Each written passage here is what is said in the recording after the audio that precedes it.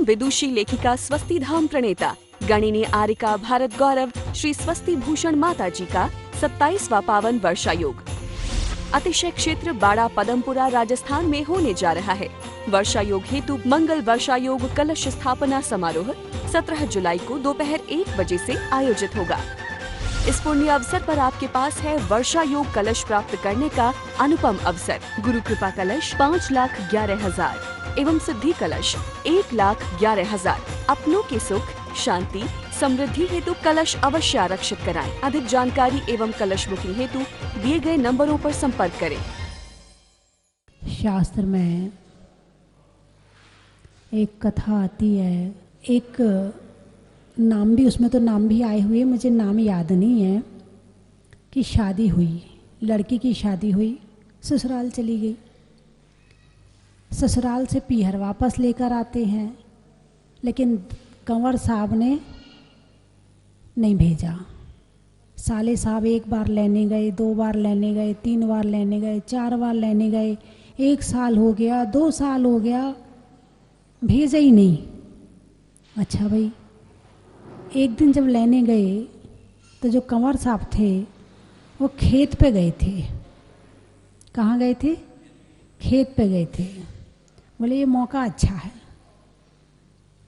सासू ने भी कहा ले जाओ, अभी बेटा नहीं है, वो आएगा तो फिर जाने नहीं देगा। कंवर साहब को आने के पहले उनके साले साहब बहन को लेके चल दिए।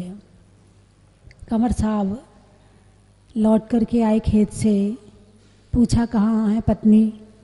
बोले वो तो, और उसका भाई आ गया और वो ले गया है। उसको तो बड़ा गुस्सा आया, घोड़े पे बैठ के और निकल गया वापस लाने के लिए। अब घोड़ा तेज चला के और पहुंच गया वहां तक और रोका उन्हें। दोनों तीनों खड़े हुए। जहां वो खड़े हुए वहीं सामने एक मुनिराज ध्यान कर रहे थे खड़े होकर के। पहले तो आपस में थोड़ा सा विवाद हुआ। जब कंवर साहब की दृष्टि मुनिराज के ऊपर गई तो एक टक उन्हें देखना शुरू कर दिया। संसार का चित्रण शुरू हुआ, वैराग्य शुरू हो गया। अरे मैं कहाँ फंसा पड़ा हूँ, और ये देखो आत्मा के ध्यान में लीन है और मैं भोगों में फंसा पड़ा हूँ। उसको बड़ा अपने आप में ग्लानि हुई और उसने विचार किया कि मैं दीक्षा ले लूँ। साले साहब ने देखा कि बड़े ध्यान लगा के देख रहे हैं। बोले जीजा जी दीक्षा लेने की भावना है क्या? बोले हाँ। अब जो एक दिन भी पत्नी को पीहर न जाने दे वो दीक्षा क्या लेगा? साले साहब ने कहा यदि आपने दीक्षा ले ली ना तो मैं भी दीक्षा ले लूँगा, ज़रा लेके दिखाओ। बोले ठीक है। चले गए मुनिराज के पास, नमस्कार किया।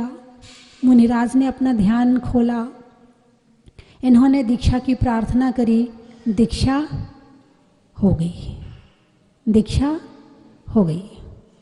जब जीजा जी ने दीक्षा ले ली तो साले ने कहा था मैं भी दीक्षा ले लूँगा। पहले के लोग जो होते हैं वचन के बड़े पक्के होते थे, जो कह दिया सो कह दिया। तो साले साहब ने दीक्षा ले ली। अब बहन ने सोचा पीहर जाऊंगी तो पूछेंगे भाई कहाँ है, ससुराल जाऊंगे तो पूछेंगे पति कहाँ है, सो बहन ने भी दीक्षा ले ली।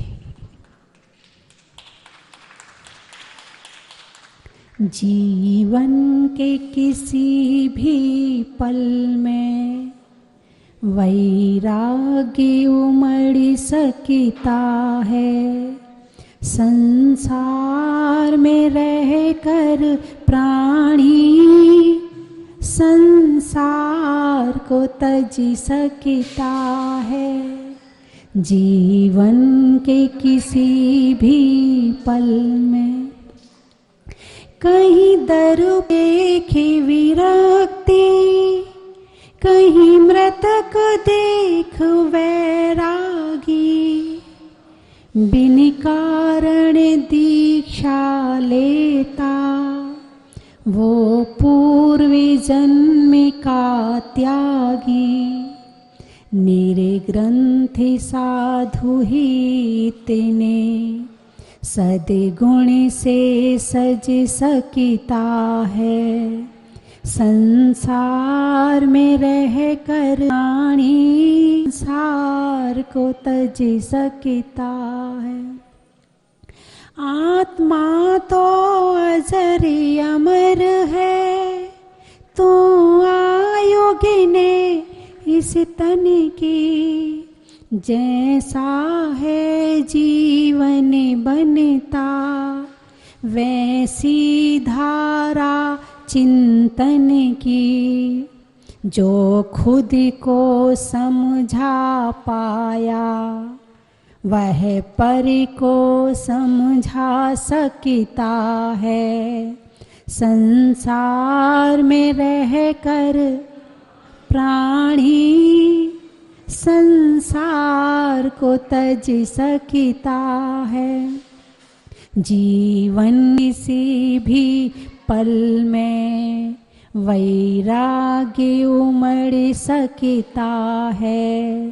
संसार में रह कर प्राणी संसार को तज सकता है।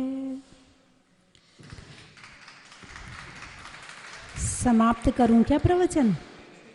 नहीं और करूं? अच्छा, मैंने सोचा ताली बजी तो शायद कई बार हो। अच्छा, 10-5 लोगों को वैराग्य ना हो जाए। हाँ, हो सकता है, कोई बड़ी बात नहीं है।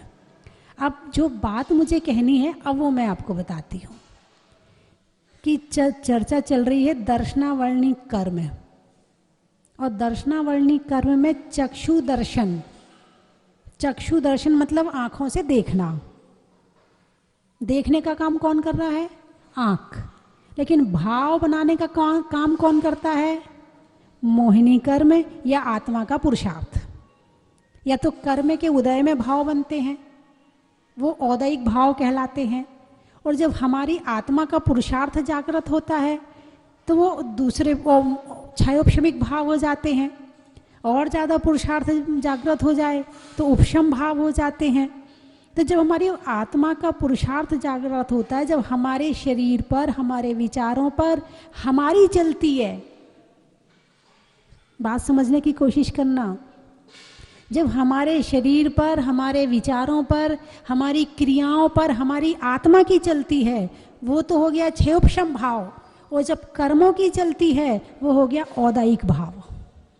कर्मों के उदय में होने वाले भाव को औदैहिक भाव कहते हैं, और हमारे पुरुषार्थ से होने वाले भाव को क्षयोपशम भाव कहते हैं। बात समझ में आई कि नहीं आई?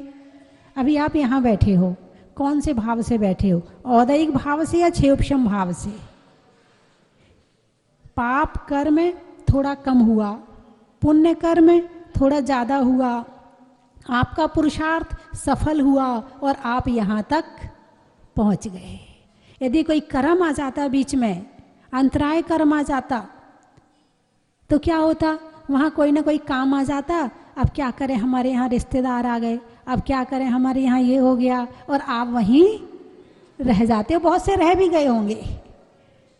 जिनका क्षयोपशम हो जाता है वो ही पहुँच पाता है, और जो औदायिक में होता है वो वहीं रह जाता है। बहुत सारे लोग बोलते हमारे भाव तो हैं मगर हम कर नहीं पाते हैं, हमारे भाव तो हैं आने के मगर हम आ नहीं पाते हैं। इसका मतलब क्या हुआ? इसका मतलब उनका औदैहिक भाव चल रहा है, कर्मों के उदय वाला भाव चल रहा है, अंतराय कर्म का उदय चल रहा है। संसार के काम तो सारे हो जाते हैं, रह जाता है तो केवल धर्म रह जाता है। आपको कहीं शादी में जाना हो तो क्या पूजा रहती है कि भगवान रहते हैं या शादी रहती है? आपके घर में शादी हो तो सबसे पहले क्या छूटता है? क्या करें, शादी है ना, हमारे यहाँ मंदिर नहीं जा पा रहे आजकल हम पूजा नहीं कर पा रहे, हमारे यहाँ शादी है ना, हमारे यहाँ रिश्तेदार आए हैं ना, आज हम पूजा नहीं करेंगे, हमारे यहाँ रिश्तेदार। सबसे पहले क्या छूटेगा? धर्म ही छूटेगा। भरत चक्रवर्ती क्यों था? क्योंकि उसके जीवन में सबसे पहला धर्म था। तो संसार में बहुत सारे कर्मों के उदय में, जब कर्म का उदय रहता है तो हमें बहाने भी याद आते हैं। क्या याद आते? वो मैं एक भजन सुनाती, बहुत दिनों से नहीं सुनाया, कहो तो सुना दो। सुना दो? अच्छा, वो आप भूपेंद्र जी कह रहे, विनोद जी कह रहे तो सुना देती हूँ। 3 बार भोजन भजन एक ही बार, 3 बार भोजन भजन एक ही बार, उसमें भी आ गए झंझट हजार। कभी भोजन करने में कोई बहाना याद आया? अरे आज हम रोटी नहीं खा पा रहे हैं, आज हमारे यहाँ रिश्तेदार आए हैं ना, आज हम खाना नहीं खा पाएंगे। ऐसा हुआ है कभी? रिश्तेदार के साथ बैठ के खा लोगे? खाओगे जरूर। कभी सफ़र कर रहे हैं, आपको जल्दी पहुंचना है, तो फिर क्या होता है, खाना खाने का टाइम नहीं कई बार होता है, तो गाड़ी चलाते चलाते शुरू हो जाते हैं। ऐसा करते नहीं करते? भाई आज रुक के खाने का टाइम नहीं है, इसलिए गाड़ी में बैठे ही बैठे खा लो। खाना नहीं छोड़ते, खाने में कोई बहाना नहीं चलता है। बहाना होता है तो केवल धर्म में होता है। 3 बार भोजन भजन एक ही बार, उसमें भी आ गए झंझट हजार। सोचा था मैंने मैं मंदिर को जाऊंगी, मंदिर को जा कर के पूजा रचाऊंगी, इतने में पति ने कर दिया इनकार, उसमें भी आ गए झंझट हजार। 3 बार भोजन भजन एक ही बार, उसमें भी सोचा था मैंने मैं प्रवचन में जाऊंगी, प्रवचन में जा कर के ज्ञानी को पाऊंगी। अब क्या हुआ, इतने में आ गए रिश्तेदार। कई बार होता है, बोले माता जी मन तो बहुत था, लेकिन उसी समय हमारे, हाँ कई बार तो महिलाएं बताती आके, बोले जिस टाइम आपके प्रवचन आने हो उस टाइम कोई रिश्तेदार आ जाए, अब उनको टाइम देना जरूरी है। मन ही मन में गुस्सा आता, ये इस समय आए जब टीवी में प्रवचन आना है। इतने में आ गए रिश्तेदार, उसमें भी आ गए झंझट हजार। 3 बार भजन उसमें भी सोचा था मैंने पदमपुरा में जाऊंगी, पदमपुरा में जाके कलश स्थापना कराऊंगी, इतने में आ गया मुन्ने को बुखार, उसमें भी आ गए झंझट हजार। 3 बार भोजन भजन एक बार, उसमें भी आ गए। तो सबसे पहले क्या छूटता है? धर्म छूटता है। अब बात करते हैं आँखों की, कि मुनिराज को कंवर साहब ने किससे देखा था? आँखों से। यदि आँख नहीं होती तो वैराग आता क्या? वैराग नहीं आता। क्यों? सामने निमित्त तो है मगर देखने के लिए आँख नहीं है। चलो आँख भी है मगर बुद्धि ना हो, आँख तो है मगर सोचने की बुद्धि क्षमता नहीं है। खरबूजा तो दिख रहा है मगर स्वाद नहीं दिख रहा है। स्वाद कहाँ आएगा? जीभ में आएगा। जो काम आँख करती है वो जीभ नहीं करती, जो जीभ करती है आँख नहीं करती। इंद्र शब्द सुना? इंद्र, स्वधर्मेंद्र, अहमेंद्र, ये इंद्री शब्द से, इंद्र शब्द से इंद्री बना है। अहमिंद्र, जैसे इंद्र किसी की बात नहीं मानता, इंद्र राजा है, उसकी बात सारे मानेंगे, वो किसी की बात नहीं मानता। ऐसे ही इंद्रियां हैं। क्या है? इंद्रियां हैं। अब आँख कहे कि आज मेरे आँख में बहुत दर्द हो रहा है, और कान तू आज मेरा काम कर ले, तो कान कर लेगा क्या? नहीं करेगा। किसी के कान से सुनाई पड़ना बंद हो जाए, अब कान नाक से कहे अरे मेरी ना मशीन खराब हो गई है, तू जरा सुनने का काम कर ले, नाक कर लेगा क्या? नहीं करेगा। तो हर इंद्री का अपना काम अलग है।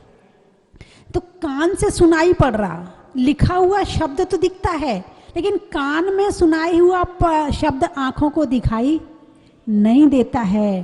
तो ऐसे ही आत्मा आँखों से दिखाई नहीं देती है, आत्मा को ध्यान में महसूस किया जाता है, अनुभव किया जाता है। तो मेरी बात आपकी समझ में आ गई क्या? अरे बोलिए ना, समझ में आ गई? फिर बंद करूं? थोड़ा और, चलो थोड़ा और। तो आंखें, आँखों से सामने वाली चीज को देख करके उसे निमित्त बना करके अपने भावों को परिवर्तित किया जा सकता है। तो आंखें मिलना सार्थक हैं। और जो आँख ने देखा और जो कर्म ने कहा हमने वो ही कर लिया तो मामला गड़बड़ है। हमारा पुरुषार्थ जागृत ना हो तो हमारे ऊपर हमारा नियंत्रण नहीं है और हमारा रिमोट हमारे हाथ में नहीं है। रिमोट होता ना, पक्षी में पाँख का, पेड़ में साग का और देखने में आँख का बड़ा ही महत्व है। अनाज में चने का, गर्मी में पने का और देखने में सच्चाई देखने का बड़ा ही महत्व है। जो लोग जहाजपुर में आए, भोजन में बड़ी का, चैन में कड़ी का और आने वालों में केकड़ी का बड़ा ही महत्व है। जनवरी में जाड़ा का, जाड़े में काढ़ा का और आने वालों में भीलवाड़ा का बड़ा ही महत्व है। रंगों में हरा का, रहने में धरा का और आने वालों में शाहपुरा, गुलाबपुरा और पदमपुरा का बड़ा ही महत्व है। में ईयर का, छोड़ने में बियर का और आने वालों में ग्वालियर का बड़ा ही महत्व है। छोड़ने में मोह का, वस्तुओं की टोह का और आने वालों में दमोह का बड़ा ही महत्व है। भोजन में दाल का, पूछने में हाल का और आने वालों में भोपाल का बड़ा ही महत्व है। त्रियंचों में बिल्ली का, डंडा में गिल्ली का, आने वालों में दिल्ली का बड़ा ही महत्व है। महीनों में मई का, रजाई में रुई का और आने वालों में मुंबई का बड़ा ही महत्व है। आम की बौर का, खाने में कौर का और आने वालों में इंदौर का बड़ा ही महत्व है। ट्रेन में टीटी का, धरती में चींटी का और आने वालों में गुवाहाटी का बड़ा ही महत्व है। बरसात में काई का, बैठने में चटाई का और आने वालों बीमार में दवा का और आने वालों में इटावा का बड़ा ही महत्व है। रसोई में आटा का, फूल में कांटा का, आने वालों में कोटा का बड़ा ही महत्व है। भोजन में बड़ी का, बूढ़ों में छड़ी का और आने वालों में टोडरी का बड़ा ही महत्व है। फूल में कली का, तपस्या में बाहुबली का, आने वालों में देवली का बड़ा ही महत्व है। और आने वालों में कुरावली का बड़ा ही महत्व है। गाने में सुर का, नृत्य में नूपुर का, आने वालों में सहारनपुर का बड़ा ही महत्व है। अनाज में चना का, गर्मी में पना का, आने वालों में जालना का बड़ा ही महत्व है। सब्जी में छौंक का, दिल्ली में चांदनी चौक का, आने वालों में टोंक का बड़ा ही महत्व है। लिखने में खत का, मकान की छत का और आने वालों में रोहतक का बड़ा ही महत्व है। पानी में मगर का, चलने में डगर का, आने वालों में दिल्ली सूर्यनगर का बड़ा ही महत्व है। हाँ बोलो आगे। जंगल में शोर का, जंगल में मोर का, बच्चों में शोर का, आने वालों में बेंगलोर का बड़ा ही महत्व है। पारसोला, पारसोला चढ़ाने में गोला का, सब्जी बाजार में थैला का और आने वालों में पारसोला का बड़ा ही महत्व है। बराना रिश्तों में नाना का, अंधों में काना का और आने वालों में बराना का बड़ा ही महत्व है। बबीना झांसी, बबीना बबीना, अच्छा। बुंदेलखंड की राजधानी। अनाज में चना का, रिश्तों में नाना का और आने वालों में बबीना का बड़ा ही महत्व है। साड़ियों में साटन का, खिड़की पर कॉटन का और आने वालों में झालरा पाटन का बड़ा ही महत्व है। जंगल में शेर का, फलों में बेर का, आने वालों में अजमेर का बड़ा ही महत्व है।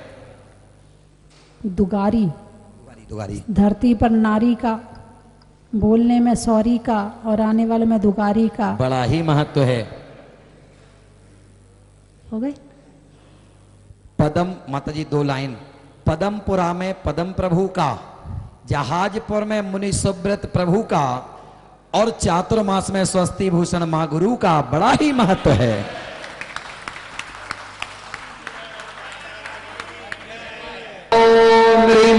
भारत गौरव परम विदुषी लेखिका काव्य रत्नाकर जहाजपुर स्वस्ति धाम तीर्थ प्रणेत्री परम पूज्य गणमान्य करेंगे स्वस्ति भूषण माता जी के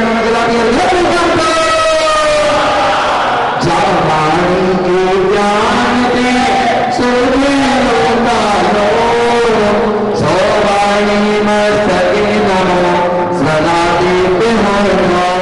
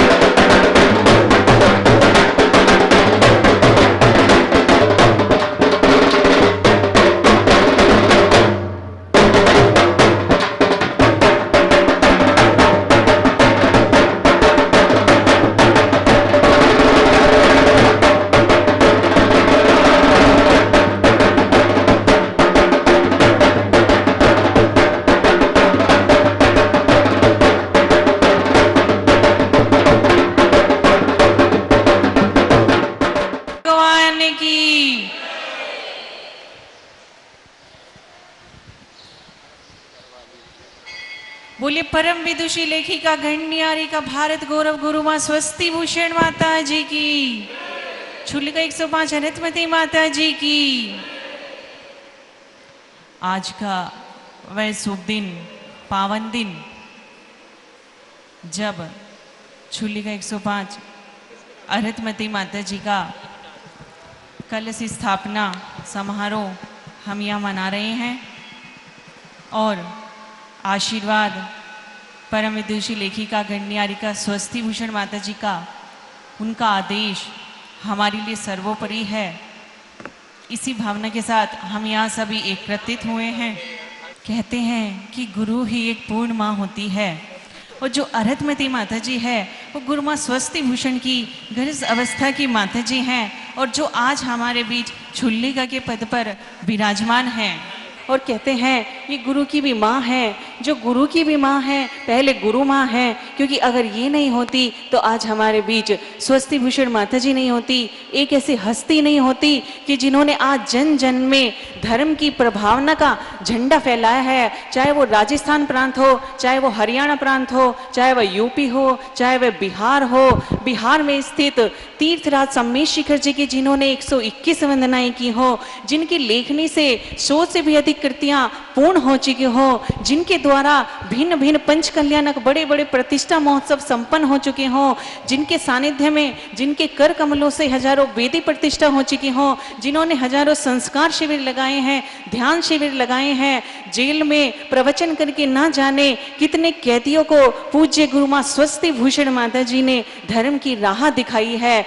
ऐसी गुरु मां स्वस्ति भूषण माता जी जिनका आदेश हमारे लिए सर्वोपरि है और उनके मंगल आशीर्वाद से आज हम यहाँ सब एकत्रित हुए हैं। उनके आदेश से छुल्लिका 105 अरितमती माता जी और छुल्लक 105 प्रणाम सागर जी महाराज जी की चतुर्मास की कलश स्थापना आज स्वस्ति धाम में संपन्न होने जा रही है। यह हमारे लिए अहोभाग्य है और जो भक्त यहाँ आए उनका भी भाग्य है। क्यों? उन्हें ये अवसर प्रदान हुआ, किसी को अपने हाथों से अतिशयकारी मुनि सूर्यनाथ भगवान का अभिषेक करने का सौभाग्य प्राप्त हुआ, किसी को भगवान का शांति धारा करने का सौभाग्य प्राप्त हुआ और किसी को ये कलश, इतना सुंदर कलश जो आज आपके बीच आप इसको देख रहे हैं, इसको विराजमान करने का सौभाग्य प्राप्त हुआ। निश्चित ही हम सभी सौभाग्यशाली हैं कि जो आज हम यहाँ उपस्थित हैं और बड़े भक्ति भाव के साथ हम इस कलश को यहाँ आज विराजमान करेंगे। अरिहंतो भगवंत इंद्र महिता सिद्धा सिद्धीश्वरा आचार्य जिन शासनोन्नति करा पूज्या उपाध्यायिका सिरि सिद्धांत सुपाटिका मुनिवरा रत्नत्रया राधिका पंचेते परमेष्टिना प्रतिदिनं कुर्वन्ति ते मङ्गलं कुर्वन्तु हो मङ्गलं कुर्वन्तु मे मङ्गलम्। बोलिए परम विदुषी लेखिका गणयानिका भारत गौरव स्वस्ति भूषण माता जी की, छुल्लिका 105 अरितमती माता जी की। जैसा कि आपको विदित है, गण्य आरिका 105 स्वस्ति भूषण माता जी का 27वां भव्य चतुर्मास मंगल कलश स्थापना कल पदमपुरा में हुई। माता श्री भी वहीं विराजमान थी। मैं सर्वप्रथम माता श्री से क्षमा चाहता हूँ, क्योंकि माता श्री को थोड़ी विकल्पता थी। माता श्री का 1% भी इच्छा नहीं थी कि मैं जहाजपुर में चतुर्मास करूं। उनकी इच्छा यही थी कि मैं माता जी के ही सानिध्य में पदमपुरा चतुर्मास करें। मैंने 9 तारीख को बहुत दबाव डाला माता श्री को। बाहर से जो हजारों की संख्या में रोज भक्तजन पधारते हैं, वो लोग भी अगर कोई यहाँ इस क्षेत्र पर कोई संत नहीं होंगे तो उनको भी एक मायूसी होगी, और हम लोगों को भी एक बहुत सारी सुविधाएं रहती हैं, क्योंकि माता श्री आते जाते सभी को टोकती भी रहती हैं। हम भी 24 घंटे का समय नहीं दे पाते, तो माता श्री का यहाँ रहना बहुत ज़रूरी था। तो सबसे पहले तो मैं क्षमा चाहता हूँ, लेकिन मैं आपके चरणों में धन्यवाद भी प्रकट करना चाहता हूँ कि आपने हमारे विनय को माना और हमें सहमति प्रदान की।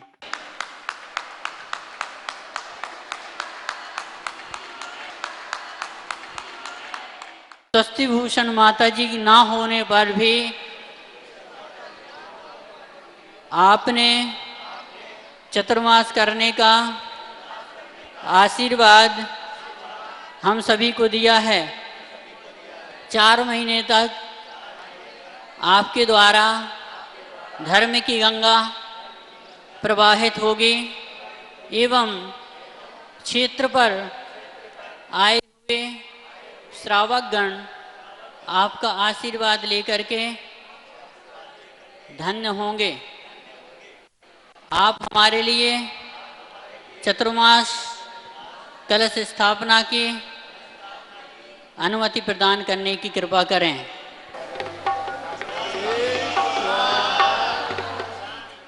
बेटा नरियल ले आओ, अपन यहाँ भगवान से अनुमति लेके जाएंगे, क्योंकि मेरा पूरा मैं चातुर्मास वहीं करूँगी। अब वहाँ जाने के बाद मैं भगवान से बोल के गई थी, हे भगवान मुझे शक्ति देना, मेरा अच्छा वहाँ रहना हो। लेकिन जब इन लोग गए, मेरा बिल्कुल मन नहीं था यहाँ आने का, बिल्कुल मन नहीं था। पूरी तैयारी से गई थी मैं, 4 महीने की पूरी तैयारी से गई थी। लेकिन जब इन लोग गए, इन लोग ने अपना बोला, माता जी ऐसी बात है, ऐसी बात है, ऐसी बात है। मैं पिघल गई। मैंने बोली कोई बात नहीं, यहाँ करूँगी तो वही है, वहाँ करूँगी तो वही है। यहाँ भगवान भी है, वहाँ भी भगवान है। इसलिए मैंने अपने मन को बहुत बहुत बहुत समझा के मैंने बोली चलो ठीक है, कोई बात नहीं है। इसलिए सबको बहुत बहुत आप लोगों को 4 बहनें पूरा साथ देना है, पूरा देख रेख करना है, पूरी संभाल करना है, क्योंकि यहाँ हम लोग अकेले हैं, कोई नहीं है। यहाँ माता जी का साया यहाँ है नहीं है। माता जी ने बहुत बोला, देख लो तुमको यहाँ करना है तो कोई मनाही नहीं है, मेरी तरफ से कोई वो नहीं है। मैं जो वो आपको जो करना है बोलो, जो आपको करना है वो। माता जी ने मुझे बहुत कहा देखो यहीं रुक जाओ, कोई बात नहीं है। लेकिन मैंने बोली माता जी नहीं, अब मैं जहाजपुर ही जाऊंगी।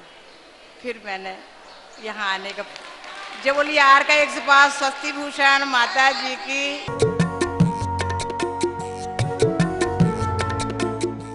मरण दुख मेट दो, जन्म दुख मेट दो, मरण दुख मेट दो, हे जिनवाणी मैया जन्म दुख मेट दो। अर्पयामि स्वाहा।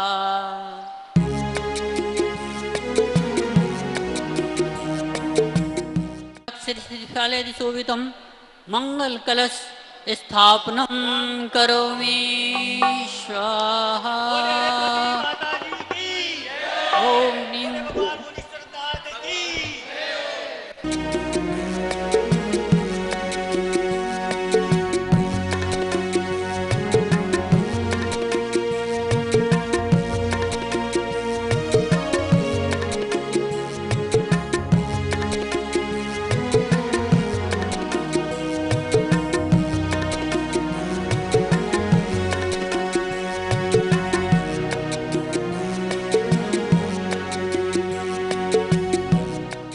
मैं पहले यहाँ पे पहले आ चुका हूँ, लेकिन आज जो आनंद आया है प्रथम कलश लेने का, वो मुझे जीवन भर याद रहेगा। और यह सभी से निवेदन है कि सभी लोग ये सौभाग्य हमेशा अपने जीवन में एक बार जरूर लें। धन्यवाद। जय जिनेन्द्र। बहुत दिन से अभिषेक की भावना थी, पर आज प्रथम शांति धारा करके बहुत बहुत बहुत अनुभव। बहुत इच्छा करती है जब भी इधर आए तब मुनिसाद भगवान के दर्शन करने जाएं। पता नहीं इस मूर्ति में ऐसा कैसा चमत्कार है, हमेशा हमारे को अपनी ओर खींचती रहती है। जब भी आओ तो ऐसा लगता है दर्शन करके बिना जा ही नहीं सकते हैं, आना जरूरी है यहाँ पे। जब मुनिसाद भगवान की आने का मौका मिला और मुझे ऐसा महसूस हो रहा है कि अब मैं बार बार यहाँ आता रहूँ और बाबा मुझे बुलाते रहें। इस बार मुझे मौका नहीं मिल पाया, अगली बार जब भी आऊँ यहाँ पर प्रथम कलशाभिषेक करने का मेरा भाव बन रहा है। ज़्यादा जय जिनेन्द्र।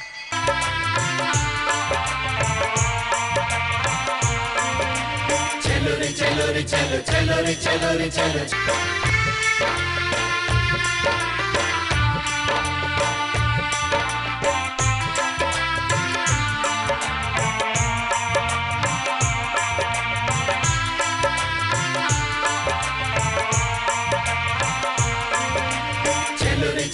चलो चलो रे चलो रे चलो। कंचन की थाल को सजाओ रे आज, रत्नों की थाल को भर लाओ रे आज। आओ आओ करे रे गुणगान आरती भगवन की। आओ आओ करे गुणगान आरती भगवन की। आओ आओ करे रे गुणगान आरती भगवन की।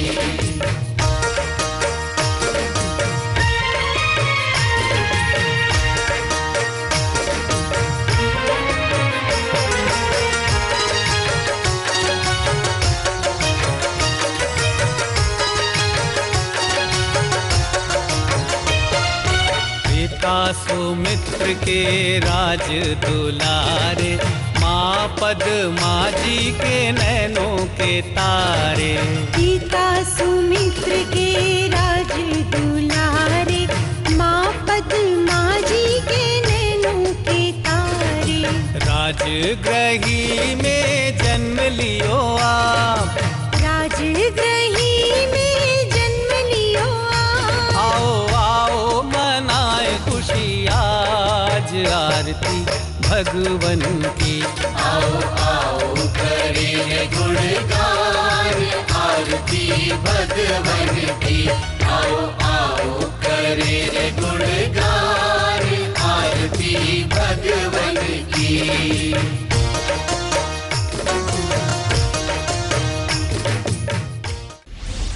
परम विदुषी लेखिका स्वस्ति धाम प्रणेता गणिनी आरिका भारत गौरव श्री स्वस्ति भूषण माता जी का 27वां पावन वर्षायोग अतिशय क्षेत्र बाड़ा पदमपुरा राजस्थान में होने जा रहा है।